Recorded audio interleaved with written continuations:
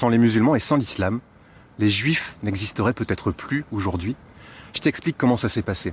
Au 7e siècle, tous les juifs qui habitaient dans le bassin méditerranéen étaient relégués à des catégories de citoyens de seconde ou troisième ou quatrième zone, voire convertis de force, convertis de force au christianisme, parce que le christianisme, il n'est pas arrivé tout gentil un peu partout. Non, il y a eu aussi beaucoup de conversions de force. Et donc, ils étaient en train de s'éteindre. La culture juive, le peuple juif, leur histoire, tout était en train de... En plus, ils étaient coupés de leurs frères et sœurs qui, eux, étaient en Irak, en Perse de l'époque. Avec les conquêtes arabo-musulmanes, ça a unifié tout ce monde-là, de la Perse jusqu'au sud de l'Espagne. Et il s'est passé un truc incroyable, c'est que le prophète de l'islam, Mohammed, il a sorti, quand il est arrivé à Madina, il a proclamé une charte, la charte de Madina, dans laquelle on donne aux juifs des droits sociaux, des droits économiques, des droits de représentation, ce qui était un progrès immense par rapport à aucun droit, ils avaient absolument aucun droit dans toutes ces zones-là. Donc d'un coup, ils devenaient des gens avec des droits. Et ça, on le sait parce que toute la culture juive a pu refleurir à partir du 7e siècle, du 8e siècle, donnant naissance à de nombreux écrivains, de nombreux savants, etc., etc. En Espagne, à l'époque, c'est là qu'il y avait quasiment tous les juifs d'Europe, puisque les juifs se faisaient chasser d'absolument tous les pays. Ils avaient déjà été chassés 3 fois de France, ils avaient été chassés d'Angleterre, ils avaient été chassés d'Italie, et donc ils se retrouvaient en Espagne sous le règne musulman, sous l'Espagne musulmane.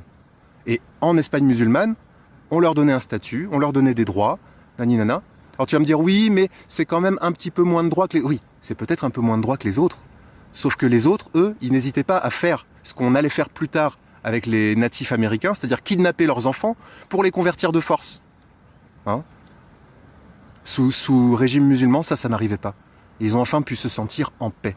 D'ailleurs, en 1492, oui, la découverte de l'Amérique, mais pas seulement. C'était aussi la reconquête, la reconquista, l'Inquisition, etc., etc. Où sont partis tous les juifs ? Parce qu'ils ont bien dû partir. Ils sont partis dans les pays du Maghreb, dans les pays arabo-musulmans. Et ils y ont établi des communautés fleurissantes, riches intellectuellement, riches socialement, etc., etc. Et enfin, une troisième occurrence où les musulmans ont sauvé les juifs, c'était pendant la Deuxième Guerre mondiale.